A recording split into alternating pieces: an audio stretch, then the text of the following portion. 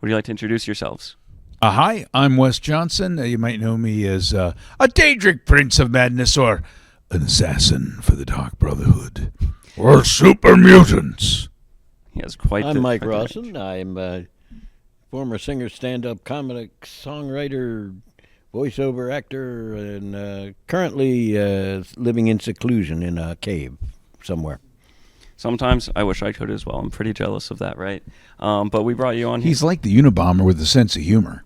Wow, that is quite the title. Do you accept that? Several bombs, thank you. Several bombs. We're going to get into those?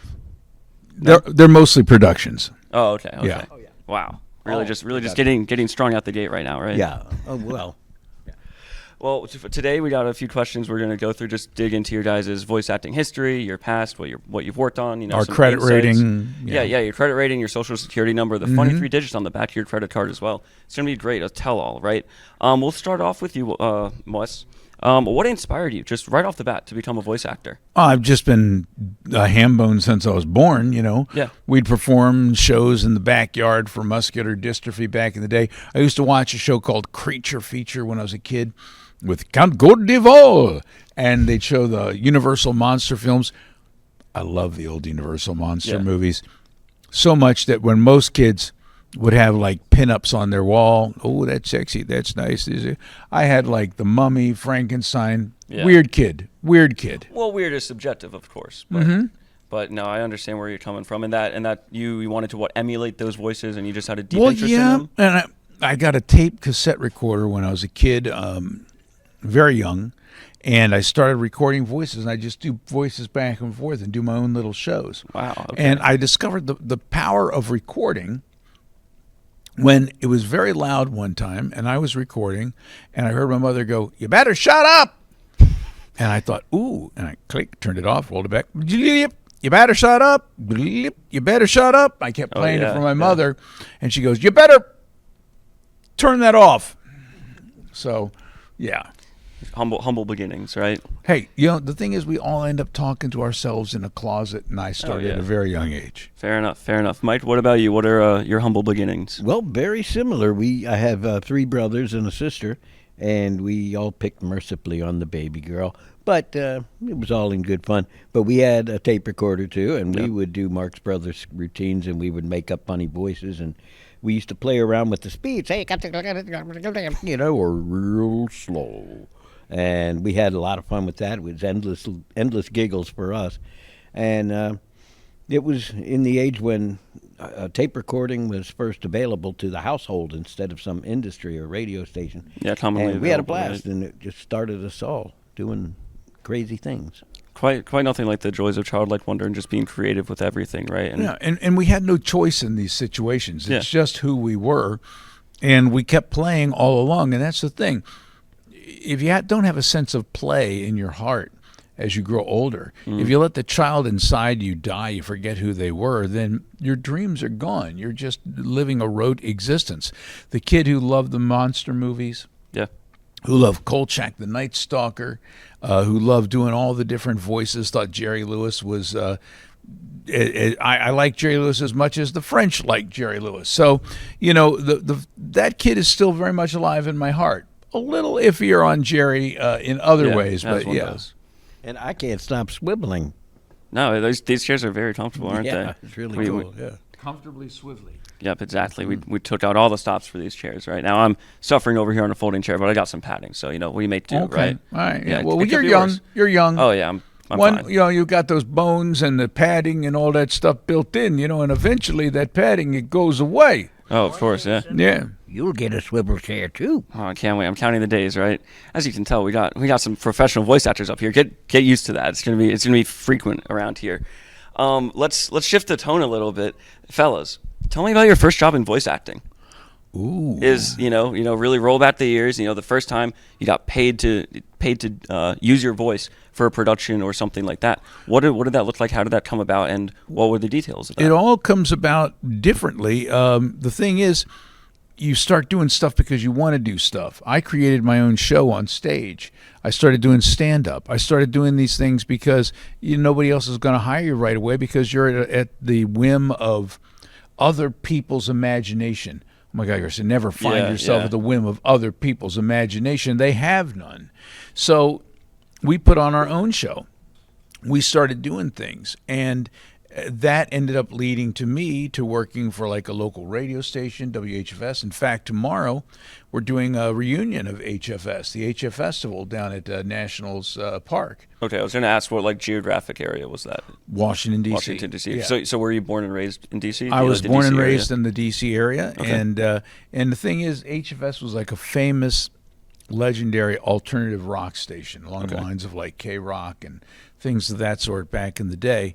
And so it'll be fun to get out and see everybody now, and you're like, okay, you were a young rebel, but where did your hair go? That's going to be fun.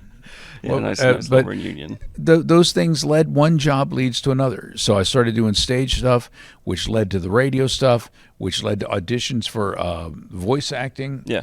commercials.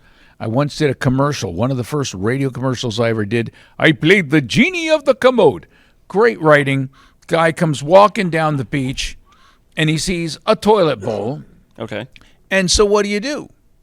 You rub it, as one does when you As- see a of toilet course, bowl of on the course. beach.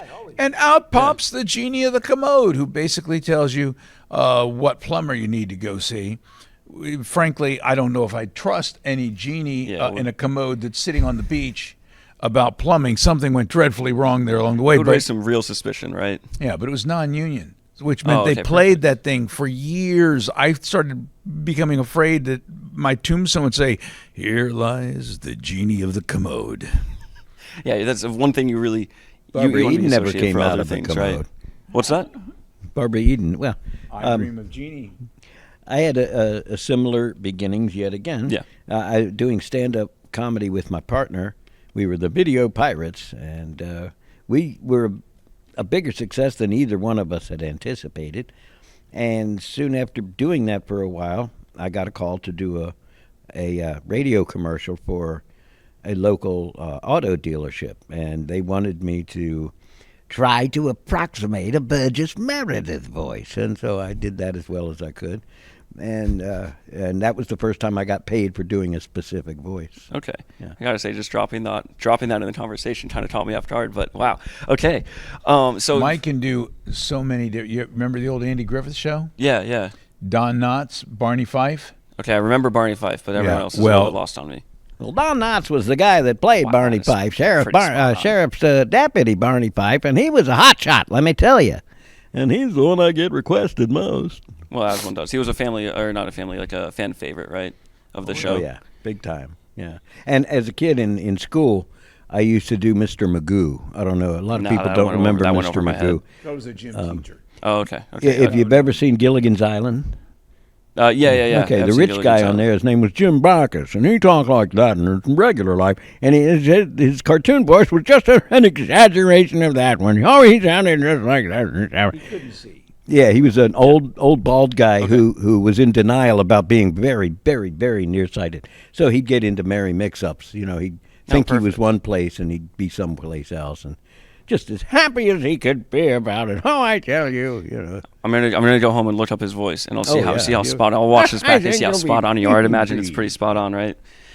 Well, I mean, Backus is a huge inspiration for him. For me, it was Mel Blanc. Okay.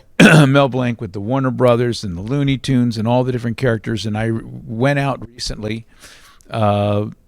It's not my first visit, but I went out to see his grave out in California, Hollywood Forever. And it says, "That's all, folks."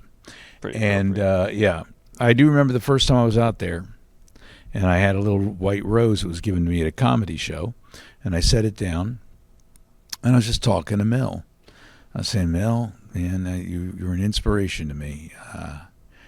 If you were here today, I wonder what you might say to me." And at that moment, outside, a car horn goes off, a novelty car horn, and it goes ba ba ba ba da ba da da da da ba da da da da da da. All the goose flesh coming up my arms. Thanks, Mel. Great talking. You got to go. See you. Bye.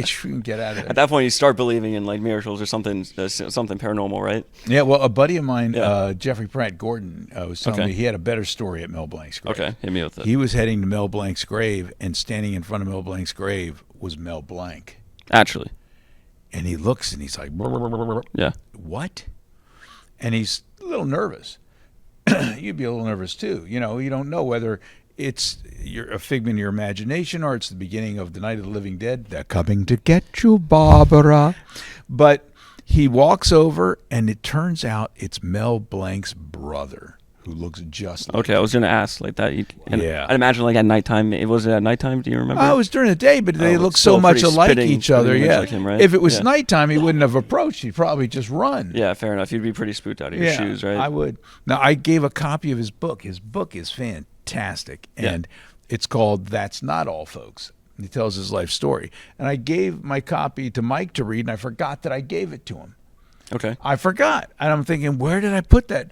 And finally, I started teaching voice acting classes, and I wanted to show this book to the students.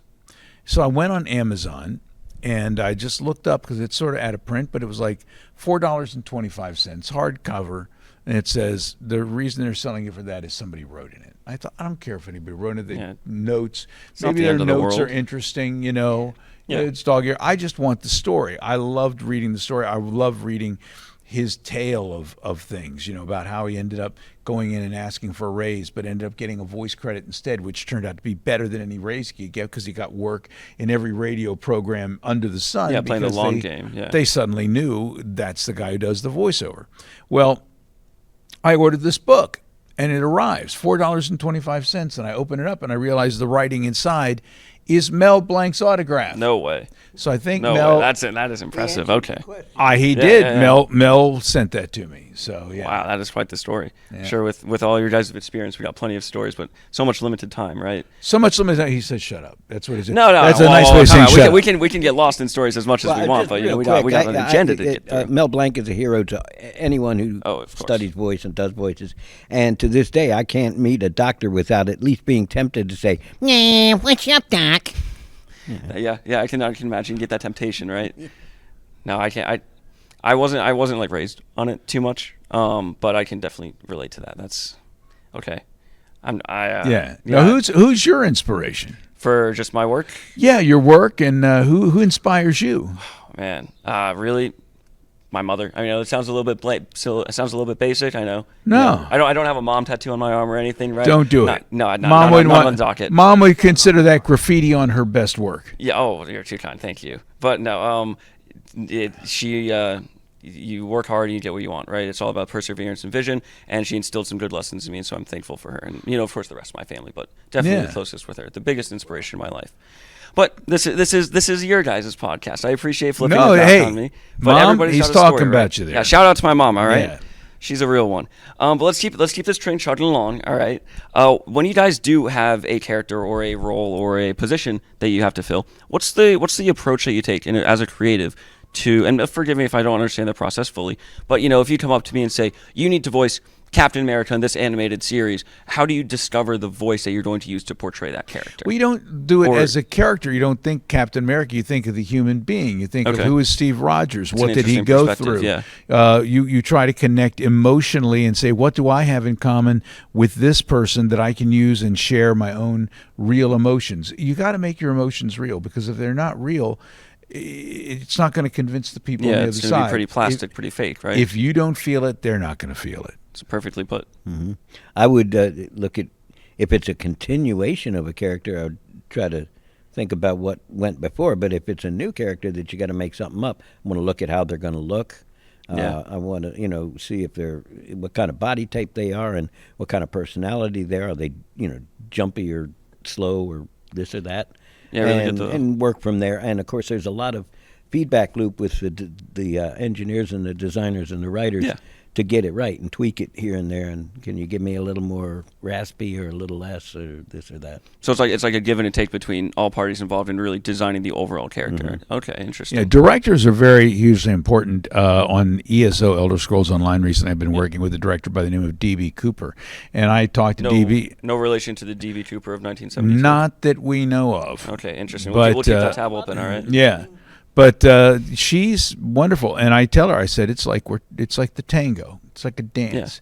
We do a dance. She wants a certain thing. I accommodate a little bit, try not to step on her feet. She doesn't step on my feet. We try to get a rhythm going. Yeah. You explore a character together, and for me, that's the most fun of any character, is exploring who they are, where they live, what they do. Mike is right as far as also the physicality. What do they look like? It's a very physical thing. Posture is important when you're voicing somebody. They could be rather loosey-goosey or stiff and upright. You've got to adopt whatever. And the Mel Blanc book, Mel discusses a lot of this and how he would go about characters. And I don't know about you, Mike, but I identified with some of it, and I utilized some of it. Yeah, some of it sticks with I you, right? pretend I'm that guy. Or Yeah, it's like you step into his skin almost and try and.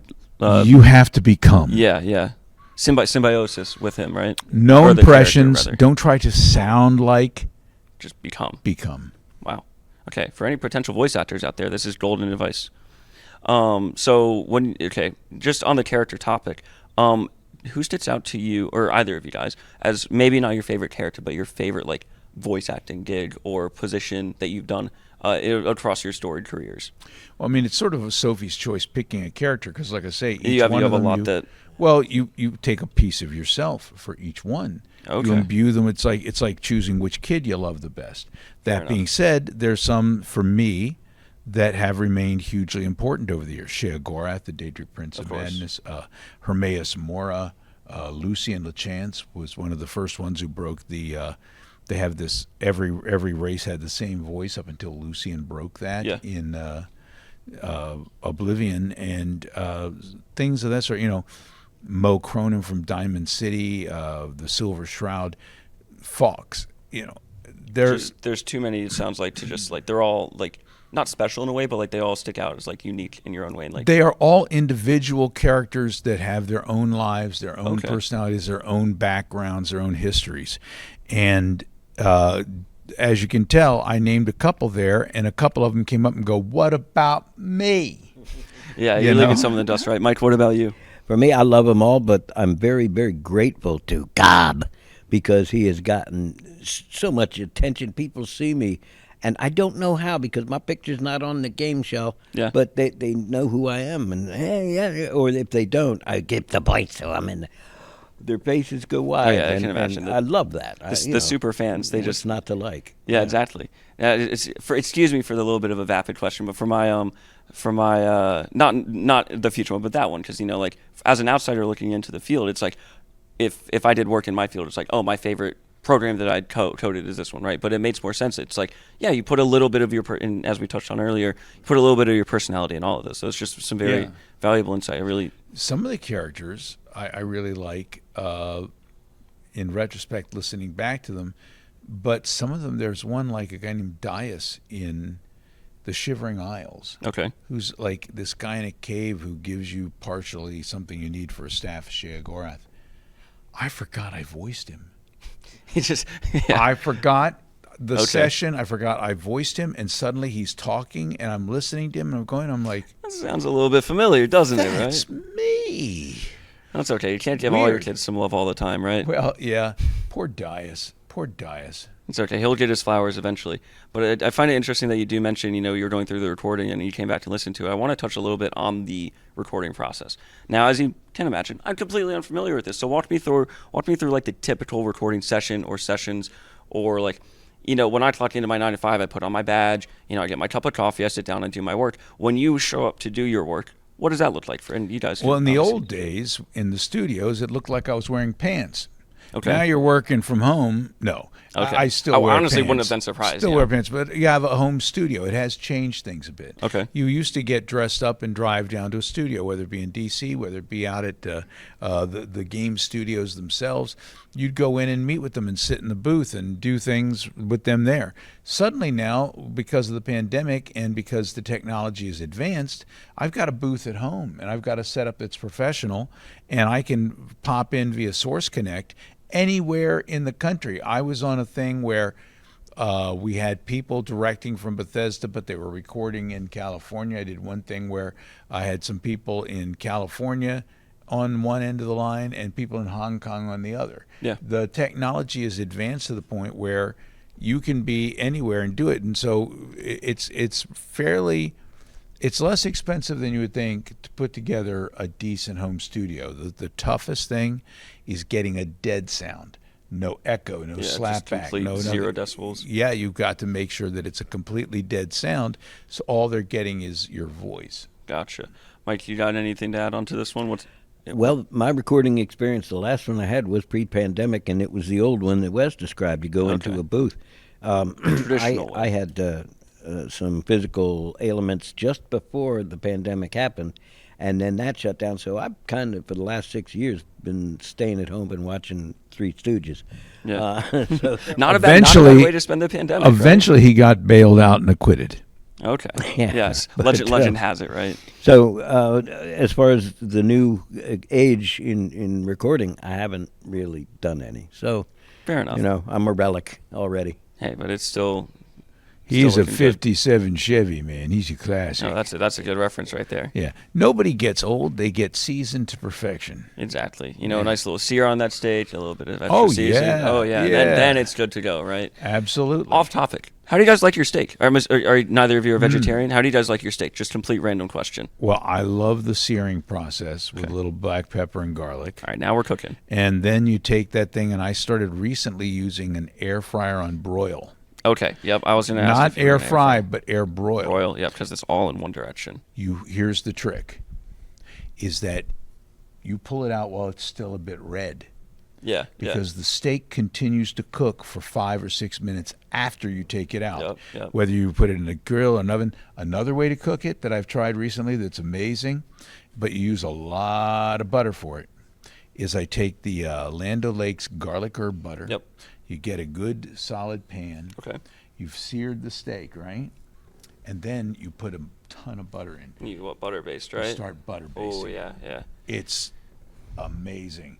I'll have to try that. Yeah, it's to die for. All right, Probably you sold me. literally, but it's to die for. Who needs those arteries in your heart, anyways?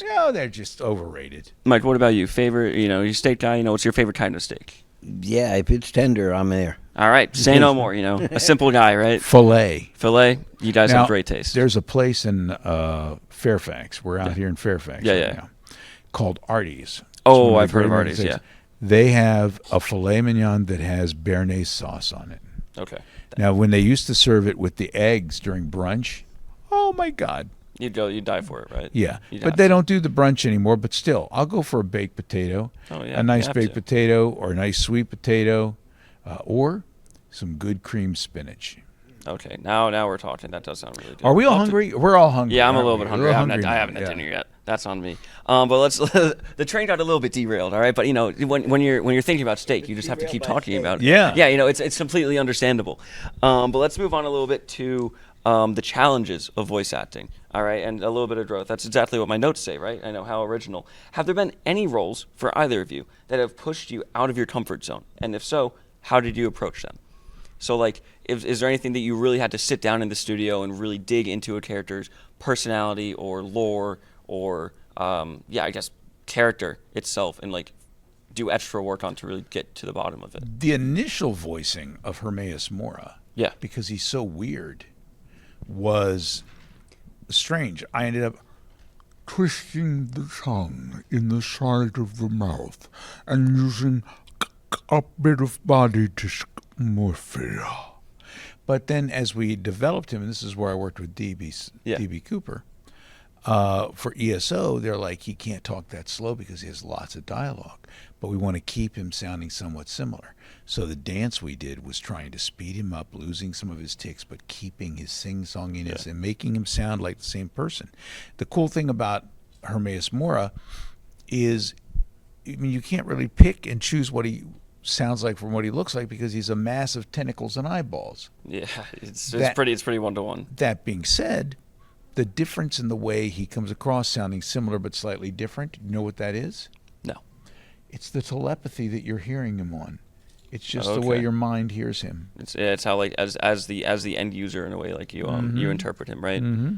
Well, that is news to me. Mike, what about you? What's been, like, a big challenge you've had to overcome? Or Subtleties were no problem because for me, it's fun. And when they'd give me a voice and give me the character profile, I'd have fun finding it and carving it out with them in the process, and then doing it. And that was great. When they wanted the gravelly voice, I was lucky, and they were lucky because I'm used to doing a gravelly voice character. We used to do in the stage act with my pal. We used to do Popeye the Sailor all the time, and so it comes spot on. easy. It's if uncanny. you learn how to mute that scream and do Yeah. that, you won't hurt yourself. But there were several recording sessions where they wanted just incidental screams from a character getting killed or tormented. Mm-hmm. And so I spent one whole session doing nothing but screams, and that can be taxing. I can imagine you're a lot of energy per scream, and it adds up, right? Yeah, it's the effort sounds and the battle sounds. And one of my very first games was a thing called Unreal 2. Okay. And I didn't have a character. They just brought me in for 4 hours of doing nothing but dying. Okay, you're getting hit with a laser gun. You got something caught in a zipper. Hi! Yeah, something along those lines. But I do, like I said, I teach a class, a video game voice acting class at the Theater Lab DC. Okay. And when we talk about the effort sounds, I tell people, I said, listen, we've been practicing coming from within, bringing it and making it real. Mm-hmm. But you guys, I've discovered that when it comes to that sort of thing, people pull back. They don't give it their all. Everybody basically emotionally is dealing with these emotional restrictor plates they put on themselves. Okay. Which means never let them see you sweat, never let them see you cry, don't let them see you're in love, Keep don't up let the them see you facade, happy. in a way. Yeah, they wall themselves off. Okay. And when you wall yourselves off, you're not allowing the emotions to come out either. So when they think on a scale of 1 to 10, they're hitting a 10, they're somewhat around a 4. Oh, that's right. That's steep It of a can drop be off. that steep of a drop off because even in a booth by themselves, they feel a little embarrassed by it. And that's the naysayer, man. Yeah, we all have a naysayer that's inside of our head that tells you, you can't do this. No, don't do that. You'll embarrass yourself. It's the thing that makes you stop in the middle of something and think, I can do better than that. And the moment you do, you've frozen up. Life is like improv. In improv, you say, yes, I accept this situation, and I'm now going to add to it. Exactly. The moment you can continue doing that forever and build and grow. The moment you say no and reject the premise, you freeze up, you vapor lock. I can do better than that. You won't. If the brakes come on, you go squealing to a stop. What you need to do is you take the naysayer out in the back, put him down, bury him in the earth, and salt it. Get rid of the maybe naysayer. some gasoline as well, right? Burn them to a crisp. Yep. Because frankly, Yeah, it's the exactly. naysayer. The naysayer is the thing that keeps you from being who you want to be. We have one life. One life. And if you're allowing yourself to be slightly embarrassed by things, if you are afraid of making a mistake, if you let the naysayer vapor lock you up, you are losing your chance at happiness of following your heart, letting your head set the directions, and following your joy. The naysayer is the killer of joy. So get rid of them. It's the one thing you should never have in your head. Very well put. I mean, I completely agree. It's like you don't grow, you don't explore, you don't do things as a person with this burden on you. Fear. Well, yeah, literally. Fear. Literally It's fear. an annoying jerk, and then if that's the case, I got a naysayer for you. Yeah. Take mine, right? That's your problem now. Everybody in the world has a giant bag of neuroses, their own, that they carry around. Mm-hmm. You'll find that some of the most insecure people are always trying to foist their bag of neuroses on you, and you just have to say, hey, got one. Don't need yours. Thank you please. very much. I'm full, right? I don't Yeah. need that. We're all full up here. Wow. It never gets old, honestly. Just having two professional voice actors next to me. This is great. Well, yeah, a little bit philosophical. I love the insight. I'm enjoying the conversation. The conversation goes where it goes. But I do want to touch a little bit on voice acting as a broader industry. Obviously you guys have years and years of experience, more years than I've been alive. Probably, 2 times over maybe? I'm not really going to guess. But you guys clearly have plenty of experience in the voice acting industry. And I wanted to know your guys' take on how the industry has, obviously you touched on the pandemic and how that changed things, literally changed the game, right? But how it was before, what it takes to break big into it, and what's the biggest misconception maybe that people think about voice acting? Well, one thing I should tell you right now, the biggest threat we face is not what would happen in the pandemic, it's AI. I was gonna put that in my little spiel there, but AI, saving that for another. I mean, we're on strike right now. Video Yeah. games are on strike, and we're on strike because we understand that AI is going to happen. Yeah. We understand that AI is a tool and it's a thing that can be used. However, it needs to be regulated because people want to take your likeness, your work, and repurpose it and not pay you. Yeah. What they need to do is they need to get permission and they need to give compensation. And that has to be done for every game. You can't just pay me for one game and then reuse my voice forever and ever. Amen. Yeah, that's not how it You can't works. do that with motion capture and get somebody to come in and do movement and things of that sort and then say, I've already used you. You never get to work again because I'm going to reuse this data. Yeah. You need to protect this. You need to protect the rights, and it has to be, if you're purchasing it, you're purchasing it for one game.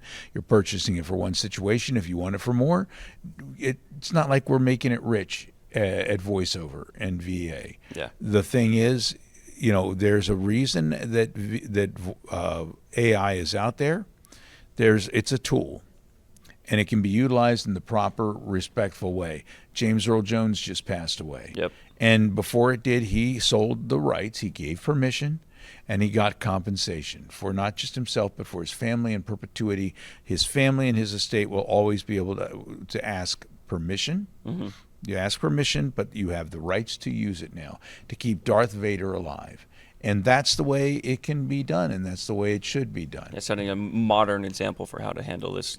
Right. AI only came up 2 years ago now, if that. It was a thing. It's been coming, but it's thing, been rudimentary, and now it's to the point where it's being abused, not just by the companies, but also by, unfortunately, some of the fans have taken it, and they make you say things that you didn't say, things that could get you in trouble. It's being used in the political field to make politicians seem like they said something. Oh, yeah. And then All of with the face, they can make the face and the lips go.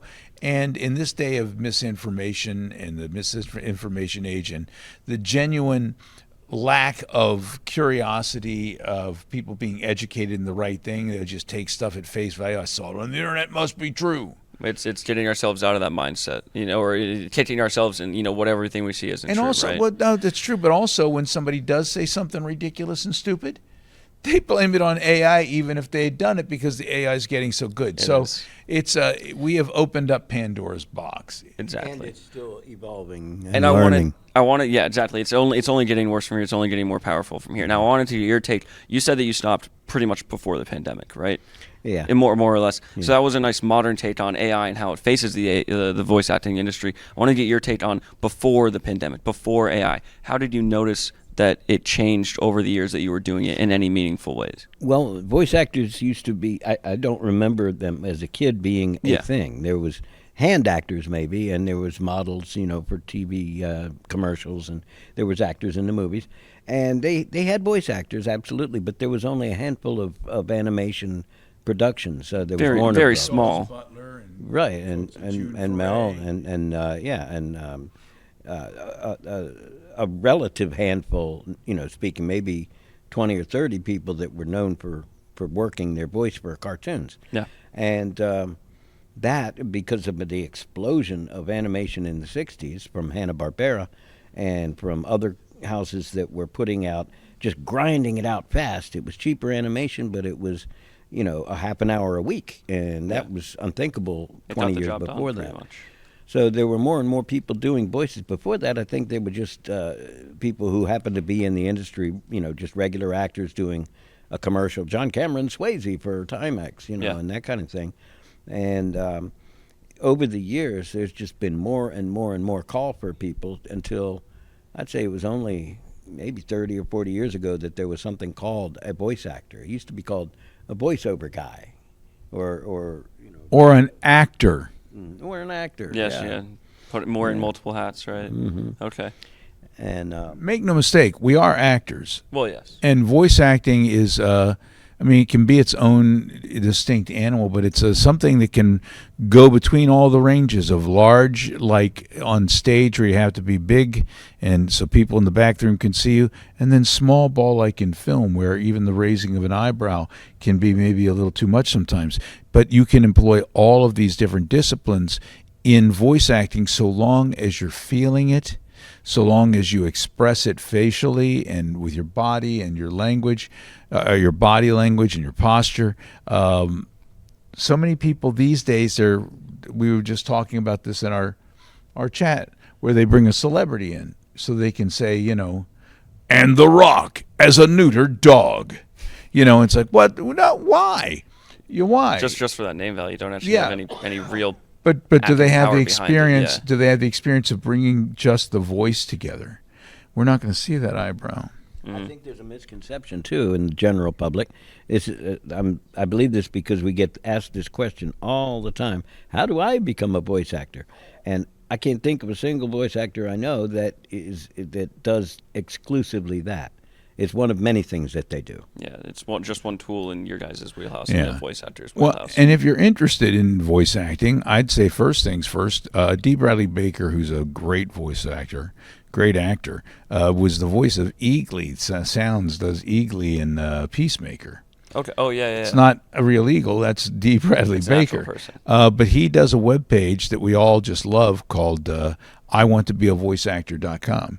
And it's great information for just starting out. And I teach a class, like I said, with Theater Lab DC. Yep. Other voice actors teach classes occasionally. I got dragged into it kicking and screaming during the pandemic. I was like, not necessarily didn't want to teach, but I get dragged into these things, whether it be the Streamily for the autographs or the cameos or things of that sort, because somebody ended up wanting it and asked me to do it and join it, and then it kind of snowballs a little bit. Frankly, I do it because I love what I do and I love the work.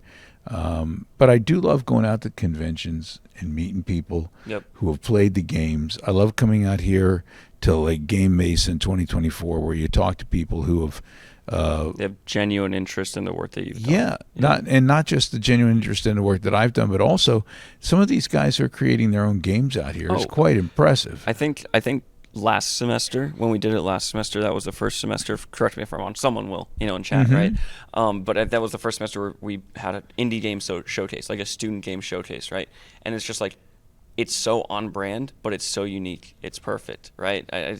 It just blew me away when I first saw it. Like you have such a cross section of gaming is a wide umbrella, right? Yeah. And Game Mason tries to get every single raindrop, if you will. Raindrop that falls into the umbrella, it tries to get all of that. You have the gamers, you have the cosplayers, you have the anime, you have the sellers, you have the arcade gamers, trying to get everything. Yeah, musicians even, right? That's a great point. The musicians, the voice actors, the actors, all of it. And it's like, it's a celebration of gaming. And so, sure, someone might come up to you and say, oh, I love your work that you've done. But they also have so many other interests here. And I'm sort of losing my train of thought, but it's like just a big celebration, and you never know. I'm really trying, all right? I pinky promise. It's a little bit late for me. But yeah, it's just wonderful that we have so many different, there's something for everyone, right? And if it isn't for you, then you might find out that it's free, right? But Mike, you got something to say? Wes? No. You're just getting lost in my I was train just of thought naming with it you, up. right? You know what I love about this community is very wide-reaching and very accepting. Exactly. And, there are segments of the gaming community that can be a little toxic, but Tell me about it. that's the entire world. Yep. But they're a very vocal minority. Yes. And I think that the people who like to spread hate and like to sow discord and things of that sort, the people who don't are getting a little tired of that in this world and are turning a blind eye to them. I'd rather ignore them half the time these days. They feed off the attention, right? What was that, Mike? All right. They hate being ignored. Yeah. No, all they do is they just, they're looking for you to respond back, right? Yeah. They're looking for that attention. Well, they are cockroaches, and normally if you turn on a light, they run, but not them. They stand in there, and they start dancing, and, oh, I'm over here, I'm a cockroach. But keep the lights off.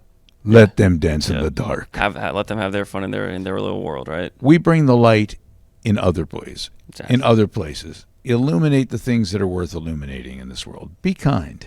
Perfectly said. We're all human at the end of the day, right? Treat each other like that. Yeah. But off of my moral grandstand, or our moral, our shared moral. Our shared moral grandstand. Yeah, Here. Cheers. I'll drink to that, guys. I don't drink. This world will make you drink there. Oh man, Grayson. trust me, I'm sure. Yeah, I'll be reaching up to 30. Where's the beer? I'll be coming home and become a complete alcoholic. But Next thing you know, I moved to fermented milk.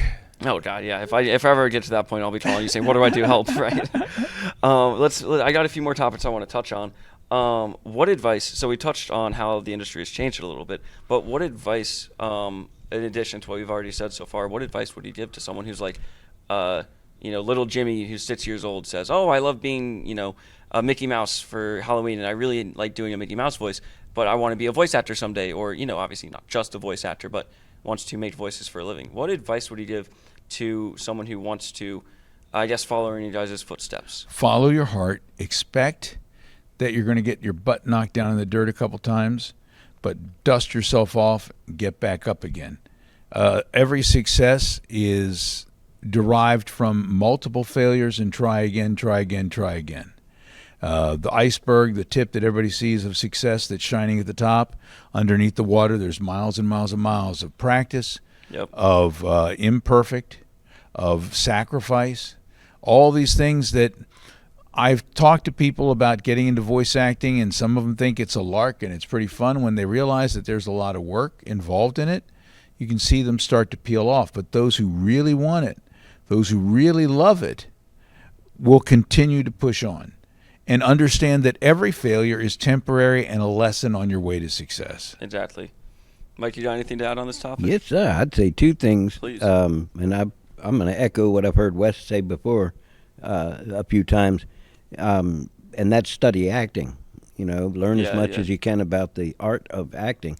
You learn to control your voice, your body, your instrument, and put yourself out there. Get out and be seen and be heard, whether it's community theater or a stand-up stage or sing in the choir on Sunday. Do something to put your face out there to let people know, hey, look at me, It definitely helps break. I'd imagine. Yeah. It breaks down those barriers. You can be sitting behind your PC and like, nobody knows who I am. I can just say whatever I want. Anyone can do that, right? And you can be a part of a group there where Exactly. people are a little defeatist and they're, we can make it or do that. You can't do that. You got to surround yourself with people who are positive and like-minded and understand that not everything is easy.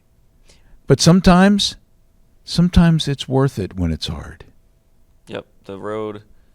Echo your point a little bit earlier. The road to success is paved with failures. It's not worth it if you don't work for it. Yeah. But for anyone who wants to be voice acting, or to do voice acting rather, get a wide toolbox. I'm just summarizing what we've said, but get a wide toolbox and express yourself. And is there what else? Record yourself. Yes, that's the good one. Wait a couple days and listen back to it, because if you listen back to it right away, it's not going to sound the same. You're going to hear what you felt.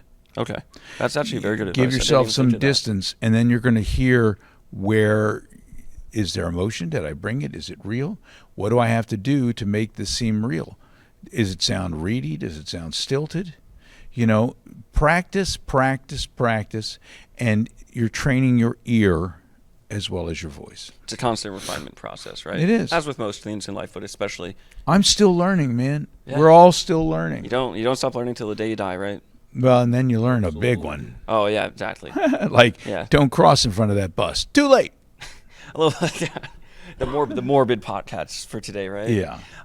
Is there every podcast has to have a little bit of morbidity in it, right? A little bit of fun. A touch. Just just a little spice. A little pinch. To add onto our previous steak, right? Yeah. Now we're making some really nice steak. Some salt, some pepper, some what is it? Just a little bit of tangy, just a little. A little bit of zip. morbidity. Yeah, a little morbidity. Well, the morbidity happened the moment it became a steak. I was going to say, I think that's already out there. Yeah. Yeah. Oh well, if you're gonna eat it, you might as well enjoy it, right? I got one final question, and maybe we can, just not literally open up the floor, but if there's anything you guys want to say. My final question. The floor is quite open. We metaphorically open up the floor, right? Looking back over your guys' storied careers, what's like one or two things, or maybe even a series of decisions that you made that you would go back and change about your career? If you had a reset button to, I want to go back to when I'm just starting out voice acting, what would you change along the way, if anything? I can think of one, and if I could go back there and be different, I would have done drama in school. I was too shy back then. Okay. And I didn't want to do chorus or didn't want to do the drama department. I didn't have enough self-confidence. I since grew some, but and I'm very gruesome. But I would change that if I could. And other than that, I've had so many wonderful people and circumstances fall into my path. Literally, I consider myself one of the luckiest bitches on the face of the earth. Wow, yeah, it's all about opening up your parachute as soon as possible, right? And I mean, Yeah. obviously, every decision we make ends up, the butterfly effect. We all end Well, up you'll where we're end supposed up to be. you'll end up where you want to be. Exactly. I may have gone earlier to like New York City Mm-hmm. or someplace like that when I was younger. By the time I went to New York City and turned my stuff in at Saturday Night Live, I was 40. Wow. And they sent back something to my agent, made it all the way up to the desk of Lorne Michaels, and they put a stamp on there and sent it back and said, too old at 40. Because they'd gotten to the point where they wanted to hire people who were younger because then they could get them under contract early and keep them under contract longer. They didn't say not funny, didn't say this or that. They Just said straight age. I've discovered, and this is the thing, this is why you should never wait on your dreams. You go after it, no matter what anybody tells you. I had people in the old days, you come up to folks and you'd say, I really want to do this. And they go, hey, kid, you've got something. Come back to me when you've got some experience. So you go out, you work hard, you get some experience, you come back, and they're like, sorry, kid, we're going with youth. Well, that's the one thing you can't get back. Yeah. But the fact of the matter is we all get better as we move along. Mm-hmm. We all learn stuff. I'm still 18 years old in my heart. It's just that the knees and the hairline go. It happens, right? Yeah, It's what's sadly. inside that matters. I'll never forget the first time standing at the it was at a Redskin game. Yeah. Reporting from the sideline. And they did a shot, and I saw Michael Westbrook catch a pass in the end zone right in front of me. And I raised my arms up like this, and I thought, boy, that'd be funny if I ended up on Inside the NFL with the shot. I did. I'm watching it. I'm like, look, there I am. Oh, my God, I'm going bald. All I could see is they shot me from above, and there's this huge, flesh yarmulke at the top of my head. Yeah. It's sad when you go into the 7-Eleven and you realize it's not a security cam, it's a bald spot cam. And you're looking up going, oh, man, Tom Bosley's here too. That's me! Especially if your hairline doesn't recede, it just kind of stays the same in the front. And then in the back, you just get a nice little spot. My eyes aren't back here. I don't have to see it. So out of sight, literally out of mind. What can you do about it, right? Well, you wear a hat. Well, or you don't, and I don't care anymore. At that point, yeah, who cares, right? I do, but I just like hats. It's not. No, that hats are he's cool. really rocking that hat. He is. Yeah. He's rocking the hat. The Mike entire always jean outfit. I Mike, was not expecting when that. I was working for Wolfman Jack on his show, Mike comes out to the show. What were you wearing? Were you wearing a top hat that night? Top hat that night. Yeah, the leather one maybe. The leather top hat. He had a leather top hat. Had all this stuff, and Wolfman Jack looks across the room and goes, "Hey, I know you're somebody." I know you're somebody. Next thing you know, the very next week, Mike is on the show with us. He's doing Don Knotts. I'm doing Arnold Schwarzenegger as the owner of Planet Hollywood. We're doing it live, improv with Wolfman Jack, having a blast.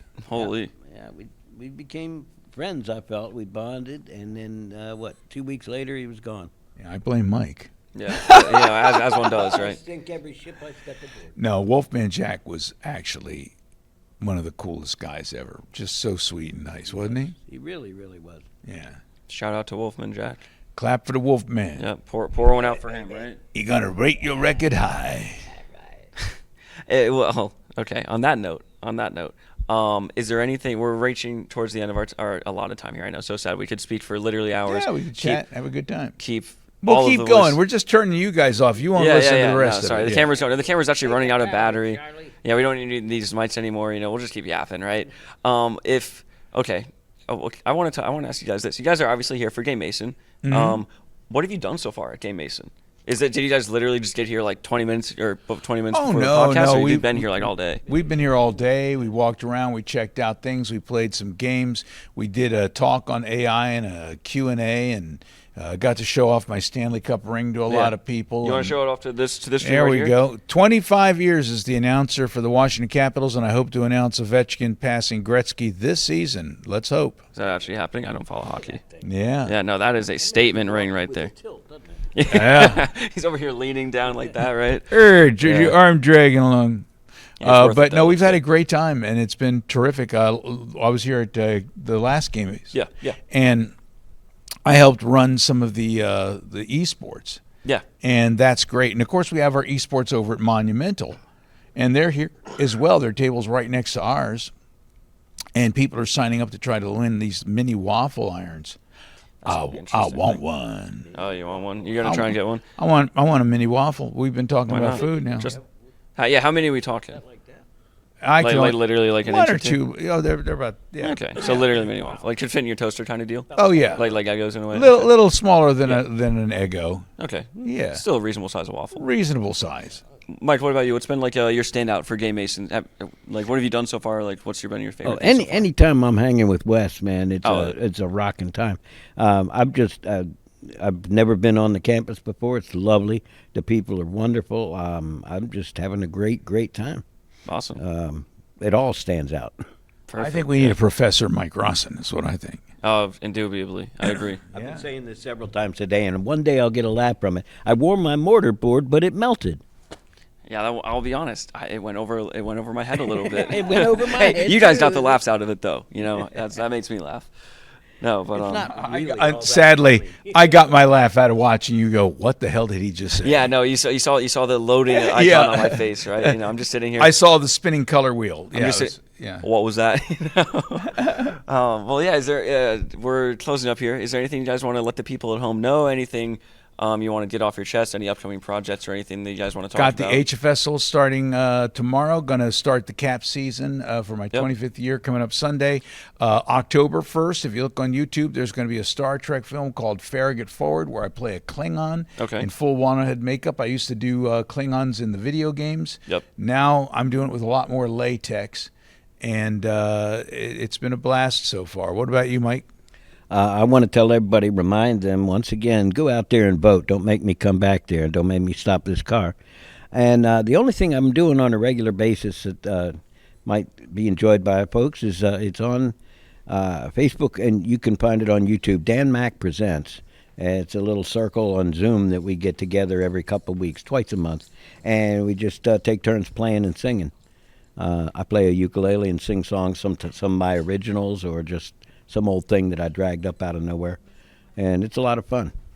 Mike's awesome with the ukulele I was and about very to say, funny. a man of many talents. You know. Yeah, he I'm gonna is. have to look that up. I'm actually pretty interested after He that. is. Yeah. And if you're interested in the voice acting, I do the class with Theater Lab, and we start back up in November. All right, I'll keep it in mind. Thank you. All right. Anytime. Gentlemen, I guess it's about that time of the night. Yeah. Yeah, no, actually, just leave this at, thank you so much, guys. It was great. Yeah. No, thank you guys so much. Don't for let the coming on. doorknob hit you on the way out. Yeah, no, we'll have our people talk to your people. We'll arrange for all that to happen, right? No, but thank you guys so much for coming on been and a giving your pleasure, insight. man. I really appreciate it. You guys enjoy the rest of Game Mason. You guys going to be here tomorrow. For no plans? Unfortunately, we're not because I'm going to be at the HF Festival Very true. introducing bands and rocking out. All right, perfect. Well, Violent Femmes are going to be playing, so I got to check oh yeah, that yeah, out. you got high priority, Yeah, right? Yeah. Well, thank you all for tuning into the very special episode of the Esports Experience podcast. Thank you guys so much for coming on. Thank you for everyone who tuned in, and have a great rest of your game, Mason. Thank you, and have a great night.